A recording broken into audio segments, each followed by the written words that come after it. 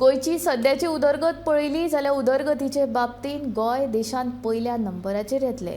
हातूंत मातूय दुबाव ना अशें आसले तरी आजुनूय कांय गजाली जावपाची गरज आसा। आदलो केंद्रीय मंत्री सुरेश प्रभू सांगता, शेतकी मळार तशेंच व्यक्ती आनी कुटुंबीक उदरगतीचे बाबतींत कांय गजाली अजुनूय जावपाच्यो आसात। सध्या आराखडो तयार करपाचें काम चालू आसा। फुडल्या 2 म्हयन्यांत तो पुराय करतले आनी उपरांत ताचेर काम जातलें अशें ताणें ह्या वेळार सांगलें। सांखळी रवींद्र भवनात मुख्यमंत्र्यांची भेट घेतल्या उपरांत तो उलयतालो।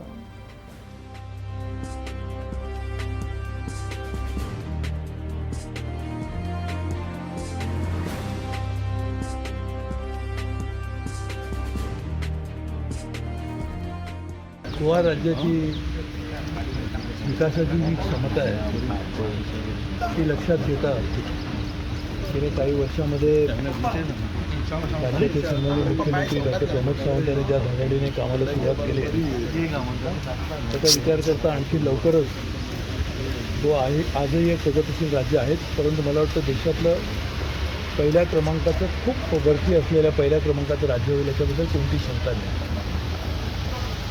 विकास चांगला झाला, मोठा झाला तर देखील अजून काय करता येण्यासाठी आहेच आहे की त्यांची मुख्यमंत्र्यांची एक इच्छा नेहमी असते। त्यांची माहिती मिळत भेटल्यानंतर माझ्या बोलण्याचे माझे चांगले मित्रही आहेत तरी म्हणून आज आम्ही पुन्हा एकदा आणखीन गोष्टी गोव्यात काय करता येतील की ज्यामुळे सर्वसामान्य माणसाला फायदा होईल। उदाहरणार्थ डेअरी आहे, कुक्कुटपालन आहे, शेती आहे, शेतीवर आधारित प्रक्रिया करणारे उद्योग आहेत, शेतमालाला आणखीन कशी चांगली किंमत मिळेल, ज्या गोष्टी आहेत त्यावर आम्ही एक एकात्मिक विकास कसा करता येईल त्यासाठी एक प्रकल्प तयार करण्याची आम्ही सुरुवात केली।